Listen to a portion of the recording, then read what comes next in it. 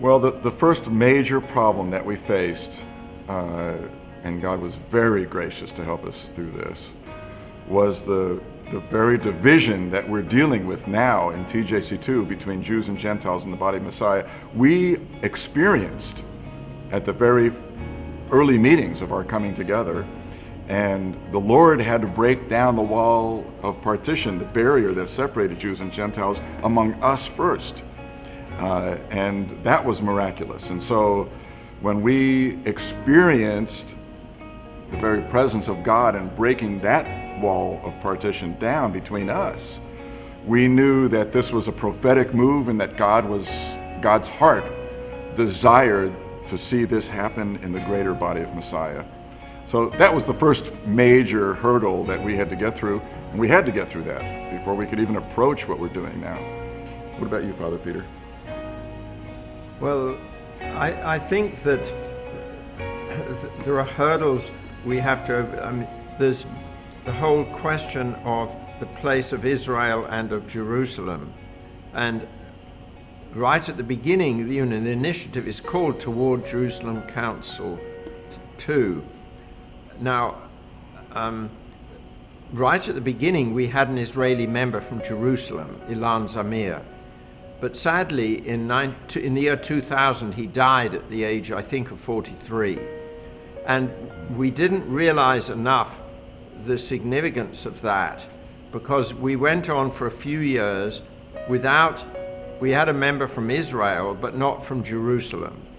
And it was then we had a phone call from 3 brothers in Jerusalem who wanted to come to one of our consultations. And when we met with them there, this was what they said: you are, as a movement, you're heading toward Jerusalem. You have to have a Jerusalem presence. You have to take Jerusalem really seriously. And at the moment, we don't see it. And the result of that was that now 2 of those 3 brothers from Jerusalem, who came from Jerusalem, are now members of the committee. But that was a major challenge we faced. And it wasn't that there was opposition to the Jew, but we lost a focus on that aspect. And these brothers helped to challenge us and restore it. It just comes to mind that from the very beginning, all of us recognized the supernatural nature of TJCII. Yes. That we could not do it on our own. What we were facing was actually impossible. But we have seen every step of the way, we have seen God intervening and opening doors, shutting doors, and what seemed impossible, God would open a door and we'd walk right through it. And what seemed like it would be an obvious opening, we would find that God would shut the doors.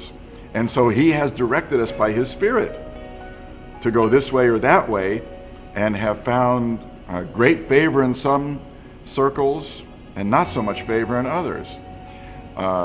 What we've noticed now, and this is the biggest hurdle, I think, of course, is finding unity between Messianic Jews and Christians. However, I personally, as a Jew, I'm finding a great burden and a great need for the Messianic community, for our community, to find unity among ourselves so that we as a community can see what God is doing in terms of restoring the relationship between Messianic Jews and Christians in this present time concerning ourselves with history.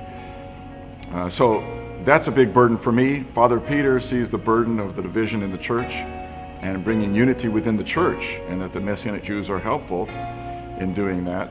But the Messianic Jews, we need to find unity among ourselves so that when someone like Father Peter would stand up, or someone, who has even greater influence than Father Peter would stand up and want to repent and confess the sins against Messianic Jews, etc., that the Messianic Jews will actually be, as a community, will actually be able to receive it.